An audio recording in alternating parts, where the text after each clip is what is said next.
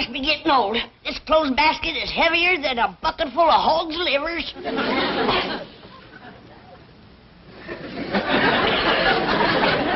Don't touch it. It's haunted. I bet you little Jasper crawled in there to get warm.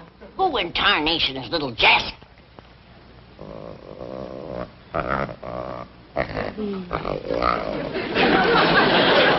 Ain't he cute, Granny? I declare another pussycat. Only this one's all broke out with spots. This here little feller's what you call a jaguar. Where'd he come from? The critter doctor over to zoo said he comes all the way from South America. Down Louisiana way. Nice country. Bring you home to wean. He says, I got away with the critters. But you better get away with this one before your pa sees it. He's getting a craw full of you dragging home them critters. Where is Pa? Out front, soling shoes. Come on, little Jasper. I better hide you, baby.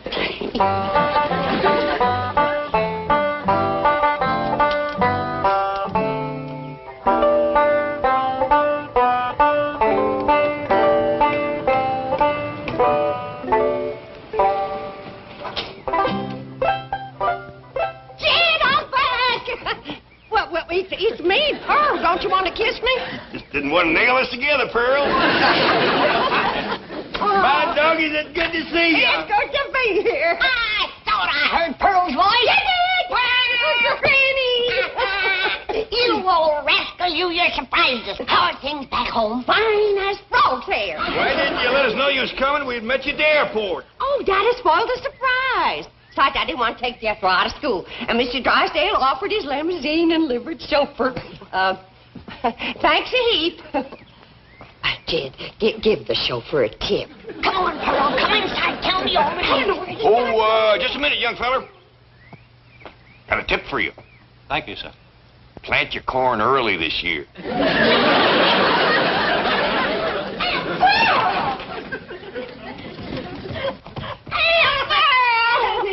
It's good to see you. Well, tell us all about Jethro getting married. Did you have a big fancy wedding in your parlor? Sure she did. Pearl's been planning that for years. It didn't quite come off the way I planned it. What happened? You know, I had Jethro all set to marry Albert Ledbetter, that tall spring bean of undertaker over to Ripley. Good, steady fella, Al. Best undertaker in the whole county. Only undertaker in the county. Nice feller, too. Oh, Granny, I wish you could have seen the way he decorated my parlor. Well, you couldn't walk for the flowers. They weren't all strictly fresh, mind you, and some of them still had the black ribbons on them. Oh, flowers is flowers. Al never was one to waste nothing. Well, what happened, Aunt Pearl? Didn't Cousin Jethro marry up with Undertaker? Stood him up, loped with another man. There goes my free funeral. Well, tell me, Pearl, who'd Jethro elope with? That drummer from Joplin, Jasper Depew. Why, he weren't no more than half her size. I reckon love ain't measured by a yardstick, Granny. And they do look happy. Sent me a snapshot from Turnersville. How'd old Al Ledbetter take it, Pearl? Jethro stand him up like that. Took it right nasty, Jed. He backed his hearse up to the door and hauled away every single flower. Where did he take him? Straight over to Elverna Bradshaw's parlor. He up and married her daughter before them flowers could wilt. Al never was one to waste nothing. Dad, I gotta have... Hello, son. Ma! Come and do. Jethro, put me down. Jethro! What are you doing home from school in the middle of the morning? Did you hear your ma was coming home? No, Uncle Jed. They just found out over at school that I ain't got no certificate of health. What's that? That's something that says that I'm healthy. I'm say you're healthy. Now, go on back to school. I gotta have an examination first, Granny. Stick out your tongue. You're healthy. Get back to school. Granny, I reckon he's got to be examined by a doctor. I've been doctoring better than 60 years. It's gotta be a doctor that's what they call a MD. What does that stand for? Mr. Doctor, I reckon. Well, I'm a MD. Mrs. Doctor. Granny, maybe he ought to do like the school says, City doctors.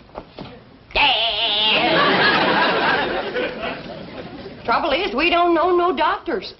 Well, I know the critter doctor over to the zoo. Jethro's a human being, Ellie Mae. Thank you, Ma. Well, we asked Miss Drysdale. I hear tell she's been to every doctor in Beverly Hills. Hey, Marie the maid told me about a doctor she's been going to for 7 years. He must be a crackerjack. What's his name? Let me think. It commences with D. I got it! Dr. Twombly. Twombly don't commence with a D. Well, doctor does. Jethro, you go on upstairs and take a bath and put on some clean underwear and get over and see him. Okay, Ma. I sure hope Dr. Twombly don't examine his brains. Analysis is progressing most satisfactorily. Tomorrow, same time. Yes. Well, thank you, Dr. Twombly. And don't worry about the regression into infancy syndrome. You'll overcome this desire to be a baby again. Yes, sir. Thank you, Doctor.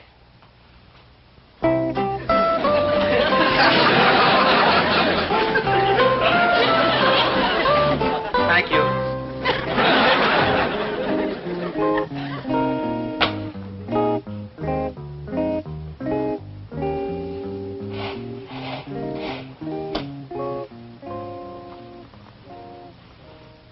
And you thought you had some beauties, Dr. Freud.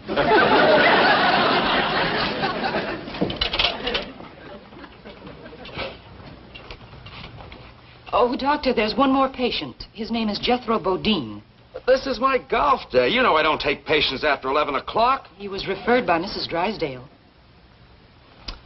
Oh, all right. Call Dr. Black and tell him I'll meet him on the golf course at 12:15. Yes, Doctor.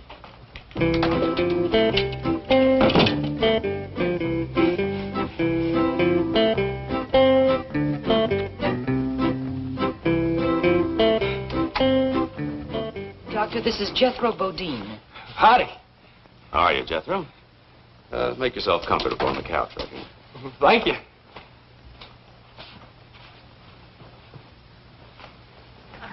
Well, would you like to tell me all about yourself and why you're here?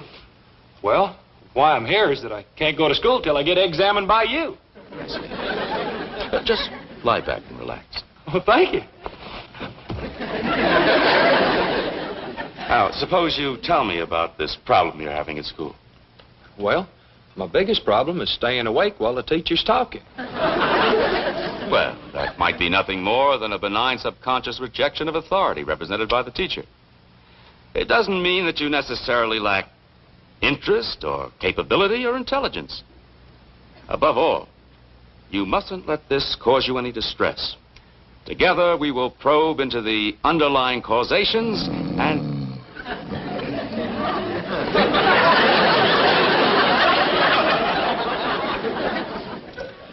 So good to feel needed.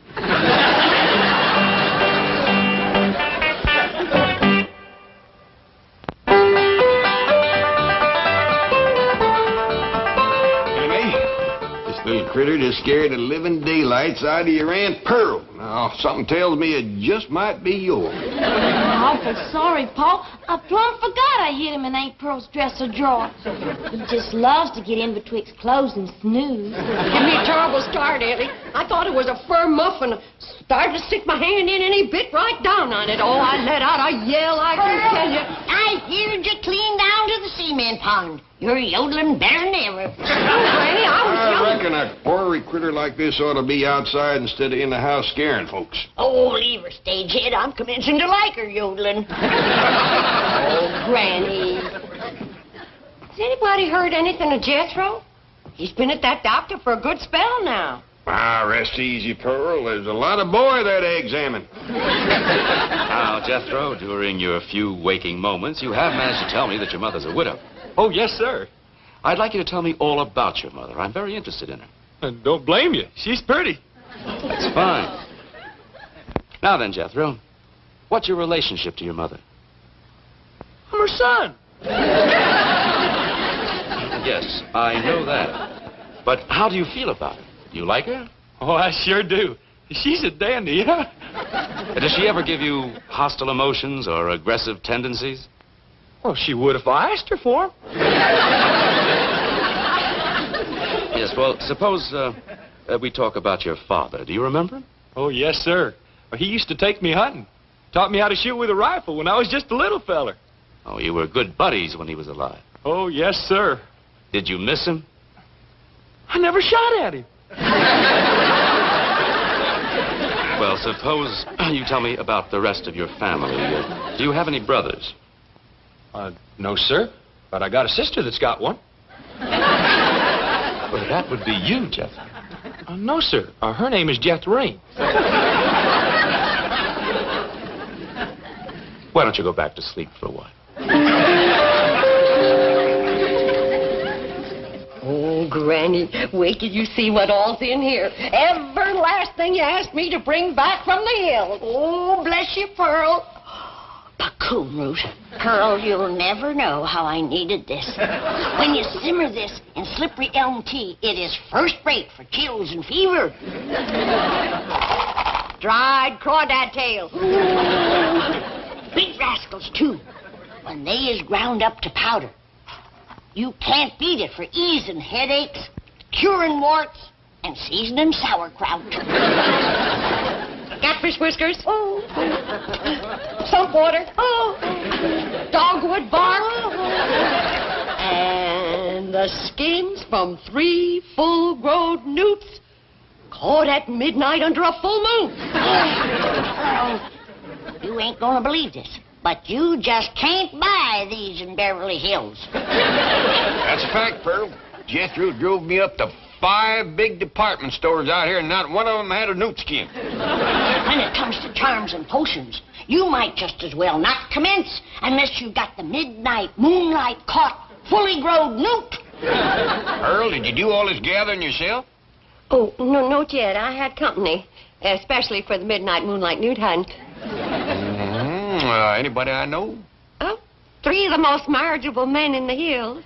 Well, that'd be Jack Cantrell, Widower Lloyd, and Old Man Casey. Oh, he ain't so old. I declare, I had to watch out more for him than the newts. I'm surprised you didn't get married while you was back home, Pearl. I had plenty of chances, Granny, but I got sport living out here. So I'm going to hold out for one of them good-looking, snappy-dressing, money-spending Beverly Hills fellas. Wild honeycomb. Honeycomb and Mountain Dew. Best thing in the world for quinsy. Mountain-grown flaxseed. Nothing better for poultices. Old George McQueenie sent that to you. I'll take it anyway. Ma! Well, what'd the doctor say? Are you well? Are you healthy? I never did find out. But when that Dr. Twombly heard that you was my ma, that's all he talked about from then on. You talking about me? He must ask a dozen questions about you. But, Jethro, I don't even know the man. Well, he sure knows about you. And he'd like you to come to his office to see him. When? Well, he says the sooner the better. And he's a good looker, too. Bet you Mrs. Drysdale told him about me. I'll hurry and put on my star-bought hair and my society dress. Jethro, this Dr. Twombly a pretty nice fella? Yes, sir. But he's awful nosy, though. Never stops asking questions. Shows he's interested. But there's one thing about him I ain't gonna like. He's a messy writer. Yeah? Yes, sir. You know how Ma's always fussing at me for spilling ink in my writing book? Yeah? Well, he showed me one of his books, and Uncle Jed, it's the biggest mess of ink blots you ever saw.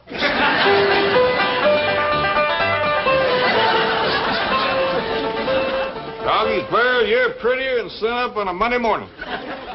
Ma, that dress shines like a new tin can. Well, I reckon that's just about the fanciest dress ever. Even the things that don't show is fancy. I got the truck waiting, Ma. Jethro, that truck's the mite breezy when you're wearing high society clothes and someone else's hair. I'm going in style today. I'll get the door, Ma. Howdy. At your service, Mrs. Bodine. Now, this is the way to live. Oh, I just hope that doctor's looking out his window when I drive up. On report. Ain't no two ways about it. When it comes to style, nobody plows a deeper rut than Pearl. Mrs. Bodine, how nice to see you. I'm Dr. Twombly. Bonjour, s'il vous plaît, I'm sure. You obviously are a more sophisticated woman than I was led to believe. Merci, n'est-ce pas? Excuse me.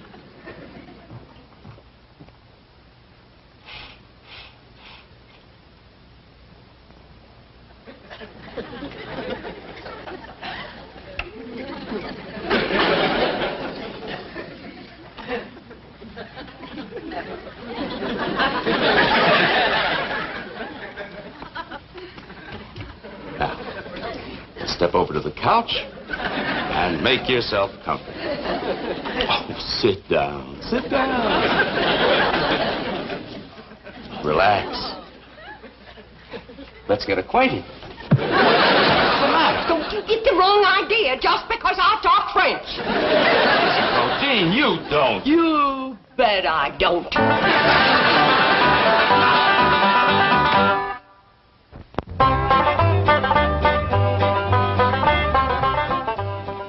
Here you are, Doctor. And I postponed your golf date until 3. Thank you. Dr. Twombly? Yes, but I'm busy right now. I'm sorry, you cannot see the doctor without an appointment. I wouldn't count on that, ma'am. It might be a good idea for you to leave the room. Who are you? Name's Jed Clampett, blood cousin to Pearl Bodine. Good. It's all right, nurse. Mr. Clampett, I'm glad to see you. Before I shake your hand, maybe I better speak my piece. By all means. Sit down. I'd rather stay on, thanks, and I'll get right to the point.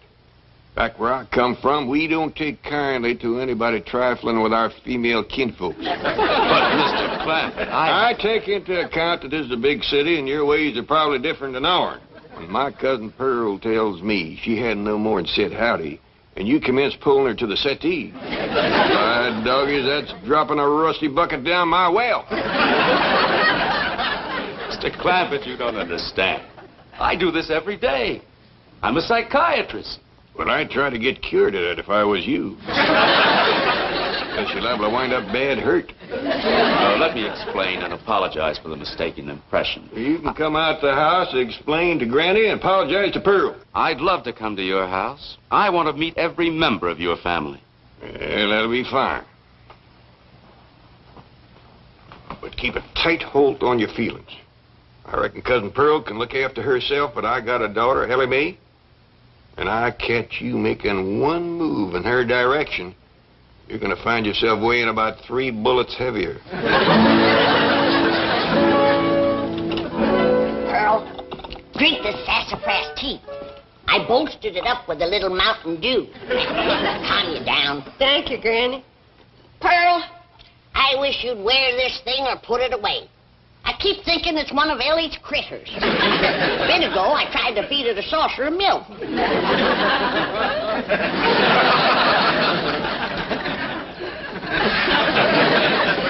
Pearl? You do something different to your hair? Oh, Pearl, Jethro and me brought that Dr. Twombly home here so he could apologize to you. Oh, I got it.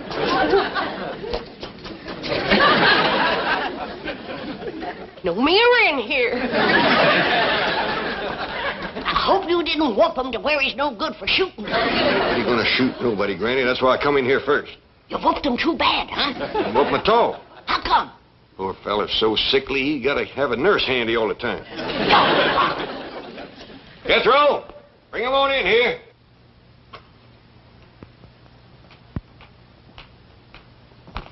Dr. Twombly, this here is Granny. I'm pleased to meet you, Granny.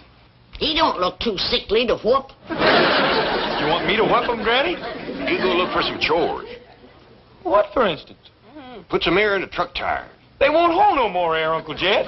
Well, then let some out and then put some in. I never get to do anything I want to do. Somebody's always saying, do this, do that, put air in, take air out. I don't know. Granny, where's Ellie? She's out back running a new Jaguar around the yard. Well, I'll go fetch her. I reckon you'll be safe with him. Sit down, Doctor. Thank you.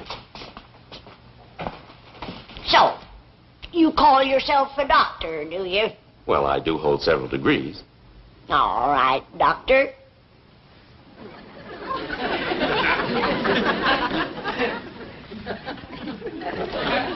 How do you cure warts? Warts? Yeah, warts. Well, dermatology isn't my field, but I assume electrodesiccation is still the preferred method. Oh, is there a newer method? Stump water and lye, mixed with ground up crawdad tails, daubed on with the leg bone of a buzzard, just before the moon comes up. Think you can remember that? Well, I'll try.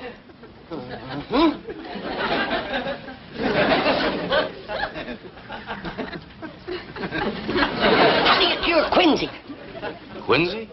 Tonsillitis. No, that wouldn't cure it. An inflammation of the pharyngeal area. I don't care what you call it, that wouldn't cure quinsy. Quick, what kind of poultice for rising in the ear?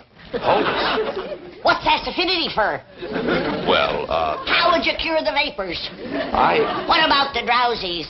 Aching joints, stone bruises, corns, dander, twinges, and proud flesh. These things are outside my field. A doctor goes where he's needed.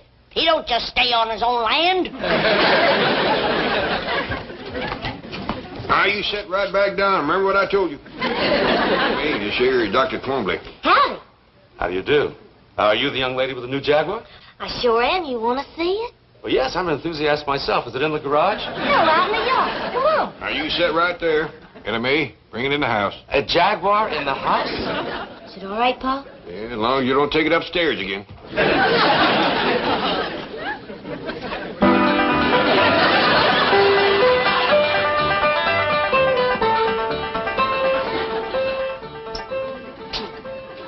Bonjour again, Doctor. Oh, Mrs. Bodine, I am so sorry my actions in the office were misconstrued.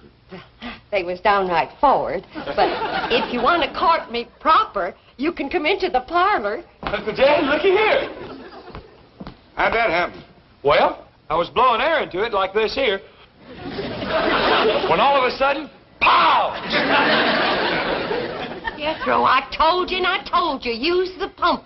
You always bust the tires when you blow them up by mouth. Okay, Ma. Hey, is he going to be my new daddy? Me? I reckon that's up to him, Jethro. We do have a nice parlor for proper courting.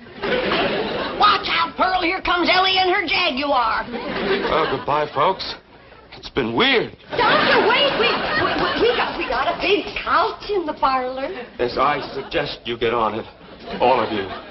I'll send someone over. Well, Balda, he run out on me. Hey, Ma, you want me to catch him and tote him back? Let him go. Let him go. But, Granny, it might be my only chance to get a Beverly Hills doctor. Doctor my foot.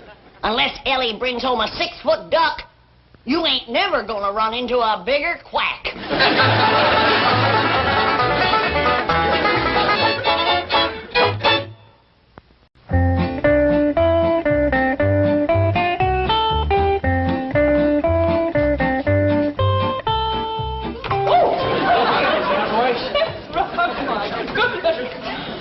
I'm sorry you got all tangled up in the rope. Well, I am rather helpless. If a man were to try and kiss me now, I couldn't resist. You couldn't? No, I'd be at his mercy. Don't worry about that. Ain't no man gonna kiss you while I'm here. Jethro, you are like a magnificent skyscraper with an uncompleted penthouse. Thank you. Oh, that reminds me, Dr. Twombly is most anxious to see you again. Well, I'm anxious to see him, too. He never did give me my certificate of health for school. Well, Dr. Twombly is not an internist or diagnostician. He works in the field of psychiatry. Well, as soon as he gets done working in that field and gets back to his office, I sure would like to see him. Well, we're in his office now, but what I want to explain is... Hey, I better hustle down there right now. Miss Potts says without I have a doctor's certificate, I can't graduate into the 6th grade.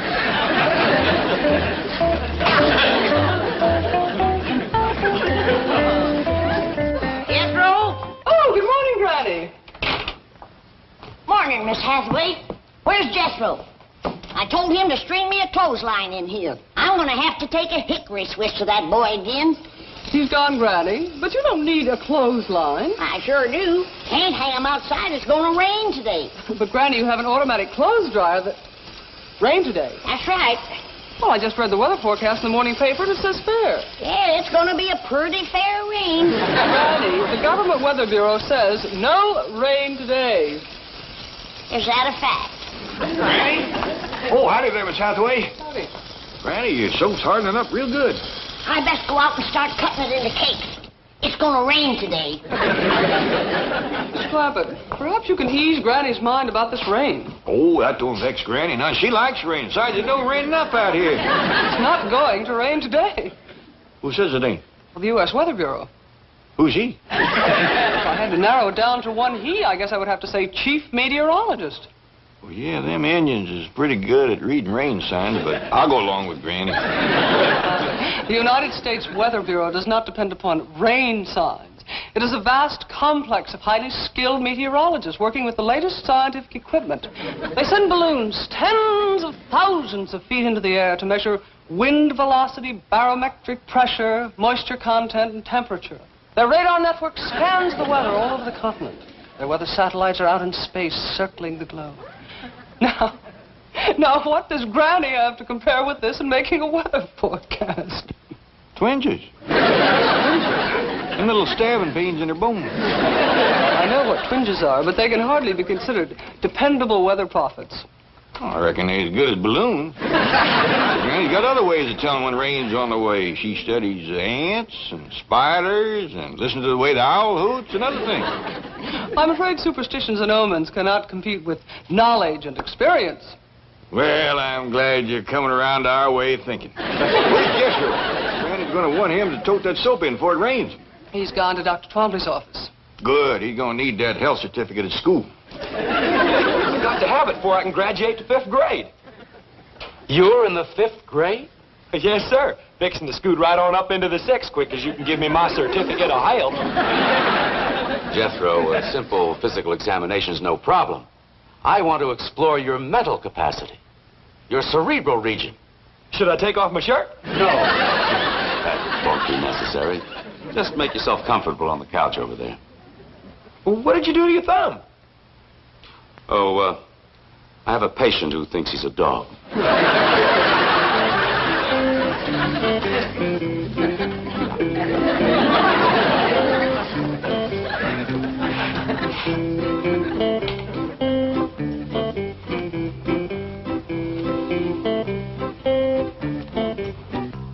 I hope this examination won't take too long. I got to get to school before it rains. Oh, you don't have to worry about that, Jethro. It isn't going to rain. Oh, yes, it is. Granny says so. When Granny says something's going to happen, it happens. Sounds like she has remarkable powers. Strongest little woman you ever did see. I meant clairvoyant powers. Would you say she's a medium? No, sir. I'd say she's a small. She's strong as a medium, and if she ever took a switch to you, you'd know it. Has she ever taken a switch to you? Oh, she sure has. Woo. And you stood for it? Last time stood for pretty near 2 days. Sounds like your grandmother is rather savage. Sometimes she's as ornery as a mud wasp in a dry gourd. Violent temper. I'll say. You're afraid of her. Oh, yes, sir. She's vicious. Well, that's a fact. Mean. Darn tootin'. Cruel. Oh, yes, sir. You hate her. Granny? Why, she's the sweetest little woman that ever lived. But you said she whips you. Well, she sure does. How often? Just as often as I need it. Jethro, you're quite a remarkable boy. Oh, is the examination over? No, just right. Now, you say you don't hate your grandmother. But how do you feel about your Uncle Jed? Is he a strict disciplinarian? Uncle Jed says that's nobody's business. What? He says it don't matter what church you go to, just so long as you go. My question wasn't about religion. Well, if you ever get one, you just ask Uncle Jed, because he can quote the good book from cover to cover. That's wonderful. So you like your Uncle Jed? Oh, yes, sir. Well, back home, I used to brag that Uncle Jed could outshoot, outlift, outhunt, outfight, and outfigure any man them there hills. I see. Back home, you were proud of him, hmm? Oh, yes, sir. But now that you're in Beverly Hills, surrounded by well-educated, well-dressed, sophisticated, important, and successful men, you still brag about them? No, sir, I don't. Uh-huh. Why not? Uncle Jed says it's sinful to shame these puny little city fellers.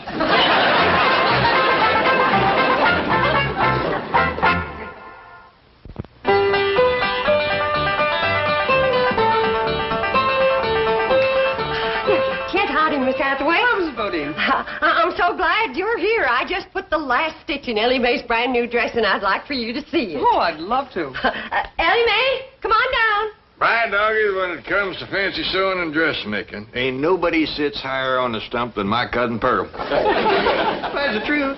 I know, but it embarrasses me.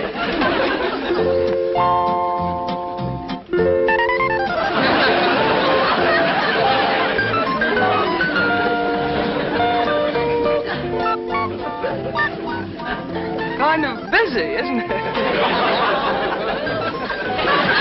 My doggies, I bet you Beverly Hills ain't ever seen a dress like that. You have my word on it. It ain't so much. Ain't, she says. Look at her, grinning like a butcher's dog. You mean you did this all yourself? Every puff, ruffle, gusset, gore, and eyelet. Let's go show it to Granny and Jethro. Oh, Mrs. Bodine, Jethro is in Dr. Twombly's office.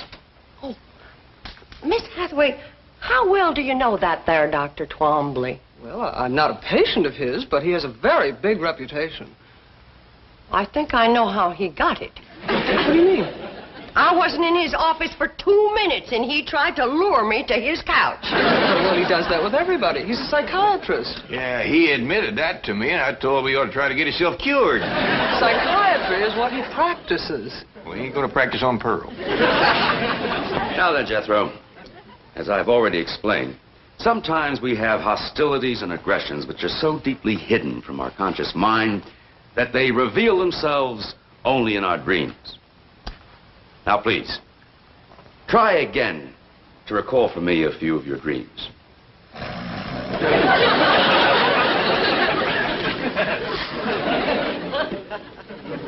Jethro. I want you to tell me about your dreams. You keep asking me about my dreams, but you won't let me sleep long enough to have one. Let's forget about the dreams and go back to your conscious relationship with your family. Now, we've established that you love your mother, adore your grandmother, and worship your Uncle Jed. How do you feel about your cousin Ellie Mae? Dr. Twombly, there is times when I'd like to whoop the tar out of that girl. Uh-huh. And just when is that? When she whoops the tar out of me. What do you mean? Well, she's all the time wrestling me down, getting a toehold or an arm lock on me. I'm that smart. You mean to tell me that that beautiful and fragile-looking girl can engage you in combat and emerge victorious? Well, no, sir. But she can whoop the tar out of me wrestling. And that makes you angry? You bet. You want revenge? Yes, sir. She disgraces you? Yes, sir. Shames you? Yes, sir. And you hate her? Ellie Mae? Well, shucks, no. I'd cut off my right arm for her. Jethro, don't you hate anybody? Well, I'm commencing to get a mite put out with you for not giving me my certificate of health. All right, Jethro. You take this note to Dr. Wilson across the hall, and he'll give you your certificate for school. Thank you. Oh, howdy, Mr. Drysdale. Well, Jethro, hello. You going in to see Dr. Twombly? Briefly, yes. Do you hate your mother? No. Well, don't tell the doctor. Seems to disappoint him something awful.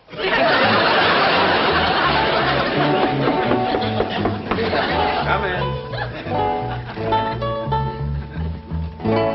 Hello, Jane. Oh, Milburn. Oh, biting nails again? Your wife was scheduled for this hour. Yes, I know. She just called me from the beauty parlor. She's running a little late there and felt she needed that more than this. And I have to agree. Your wife's doing fine. She's greatly improved. Oh, really? You know, it's hard to believe that once she was worse than she is now. Oh, I'm greatly indebted to both of you for putting me in contact with that wonderful Clampett family. Fascinating, aren't they? Remarkable. Jethro is the most uncomplicated teenager I've ever met. Well, the whole family's uncomplicated. Happy as hogs in a mud waller. You are close to them. I'm proud of it. You're just the man to get me back in their good graces. Oh? What happened? Jethro's mother misunderstood my invitation to the couch. I'm persona non grata up there. Well, you just come with me. I can fix that. Wonderful. I'm especially anxious to question Granny. That little woman is a walking encyclopedia of mountain medicine, superstition, and phenomena. She absolutely fascinates me. By dingy Ellie Mae, you're prettier than a red-winged blackbird sitting on a yeller pumpkin. Thank you, Granny. But it ain't Pearl dress that does it. Is this all handwork lace, Pearl? Oh, every stitch of lace, braid, ribbon, and bow. I put a lot into that dress. Ellie Mae puts considerable into it herself.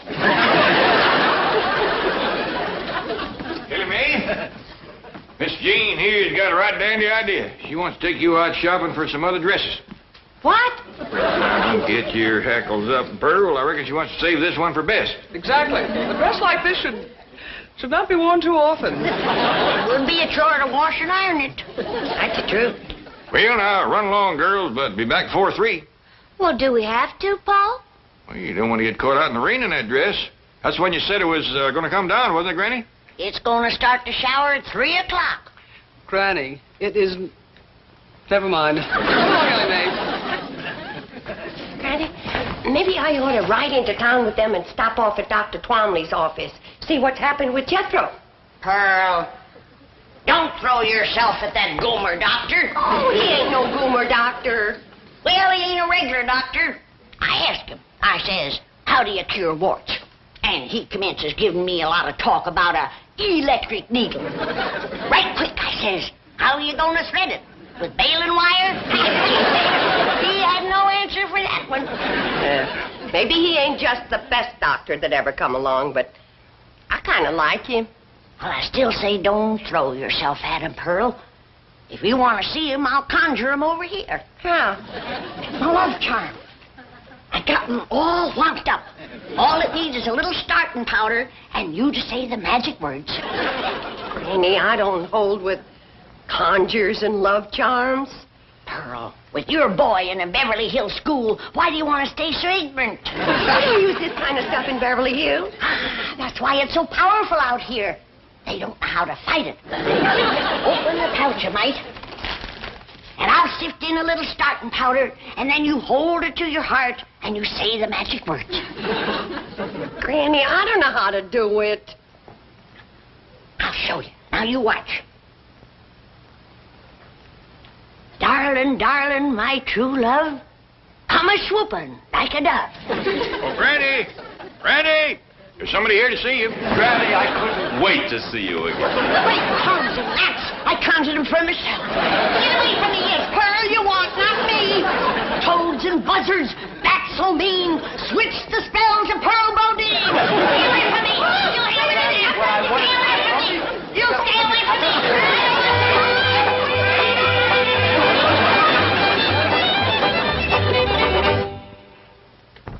But, Mr. Clampett, you don't understand. I Just calm down, Dr. Palmby. Over here and sit on the sofa while you get a grip on yourself. Well, I'll be getting back to the bank, Jean. I see you're in good hands. No, Milburn, wait. What's going on? Explain it to me. He explained the behavior of these uncomplicated people to Beverly Hills' leading psychiatrist. No, Milburn, wait. Sorry. I want to pick up my wife at the beauty shop before the rain. Rain? What rain? The forecast says clear. You'll learn. So long, scientist. Mr. Clampett, I am perfectly all right. All I want to do is see Granny. I know that, but you gotta control the urge so she can break the spell. What spell? The one she throwed on you by accident. I'd like to talk to her about it. You would, but just simmer down a little first. I told you that love charm would work twice as powerful on these Beverly Hills men. I can't believe it. I just can't believe it. I tried to switch it over to you, but it had too strong a hold on him. I'll have to break the spell now with my letting go powder, and then start all over for you. Now, understand me, I don't blame you for the way you feel. Ain't no finer women growed in the whole world than in the hills back home. Now, you take my cousin Pearl.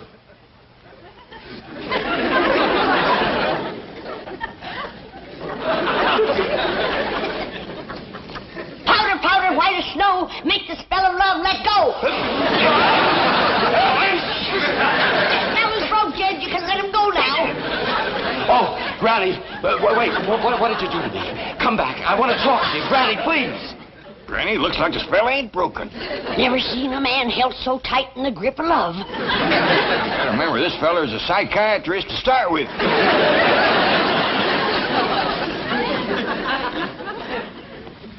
Now, stay right where you are, Doctor. I'll bring Granny in to see you just like I promised, and Pearl, too. Jed, how do I look? Fetching as a fat hog on market day. Let's go see how Granny's doing. Granny.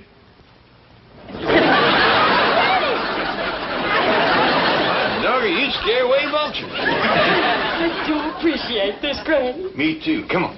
I'm glad to get rid of the rascal. Why, they must be 30, 40 years difference in our ages. At least. I'm not about to get mixed up in one of them May and December courtships. Here they are. Oh. Bonjour, Monsieur Doctor.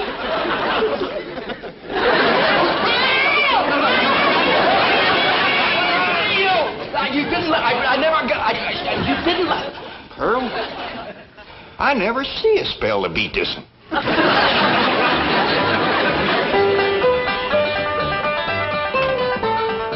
got him settled down. I think I found his weak spot, Pearl. What's that? He's mighty fond of music. Come on in, yodel for him. Jed, I just can't bust out yodeling for no reason. Well, don't worry. I'll lead you into it real natural. Well, I just hope it helps to get his mind off Granny. Me too, Pearl. I'm getting awful tired of that young feller chasing me. Why, there must be 20 years difference in our ages. At least. Come on, Pearl. By dingy's daisy, it was your love charm that got him started. But maybe it's your own charm that keeps him going. Oh, say, Dr. Twombly, did I ever tell you about my cousin Pearl here being an extra fine cook and housekeeper? Yes, you did. Did I tell you about her dressmaking? Yes? Sock darning and shirt mending? Yes. Well, speaking of yodeling... At least, Pearl. Ever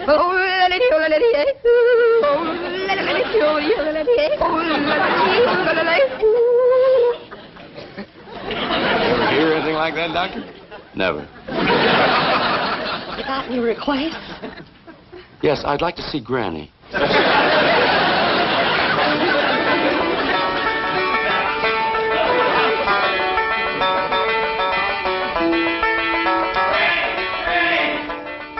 back at school, Granny. Ain't you spruced up? Quieten down, boy. There's company in the parlor. Who? Dr. Twombly. So that's how come you so fancy dressed up and smelling with vanilla extract. Of course not. Well, he's right taken with you, Granny. He's been asking me a lot of questions about you. Don't be silly. Why, there's at least 5 or 10 years difference in our ages. How many? Tuck away, it's going to start to rain. But, Granny, the paper says that... Scoop when I tell you.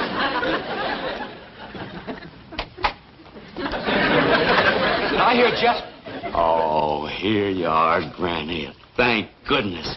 At last, maybe we can be alone together for a little while. I've got so much to talk to you about. Before we begin, I want to remind you that I ain't no spring chicken. I couldn't care less. I'm glad you're the age you are. Well, you ain't exactly just hatched out of the egg yourself. So much the better. Gives us more in common. Well, as long as you got your eyes wide open, let's go into the parlor. No, wait. I've got a better idea. We'll only be interrupted in there. My car's out front. We'll go for a drive. We can talk much better that way. Is that your car out front with no top on it? Yes, I always take the top off this time of the year. Well, we can't go driving because it's going to start to rain. No, it isn't. No, I say it is. But I heard the news on the way over. The weather forecast is for clear skies. What time is it? A little before 3. It's going to start to shower any minute. No, it isn't. No, I say it is. What makes you think so? I've been reading the signs. What signs? The way the ants is banking the dirt up in front of their holes. And the owl is hooting close to the house during the day. Fascinating. Come on. You can tell me all about it while we drive around. I told you I ain't going driving in the rain. But, Granny, it isn't going to rain. You are the muleyest goomer of a doctor I ever did see. Come on. Come on, Granny, help us coming. I knew this would happen if we stayed here. Leave him be, Jed. We's old enough to know what we's doing. Besides, he's got to get his car under cover before the rain hits. It isn't going to rain. Now, look, let me show you. Look. Did you ever see such a clear blue sky, such a... What's that black thing? That's rain clouds. My doggies, Granny, you hit it right on the nose. Oh, my God.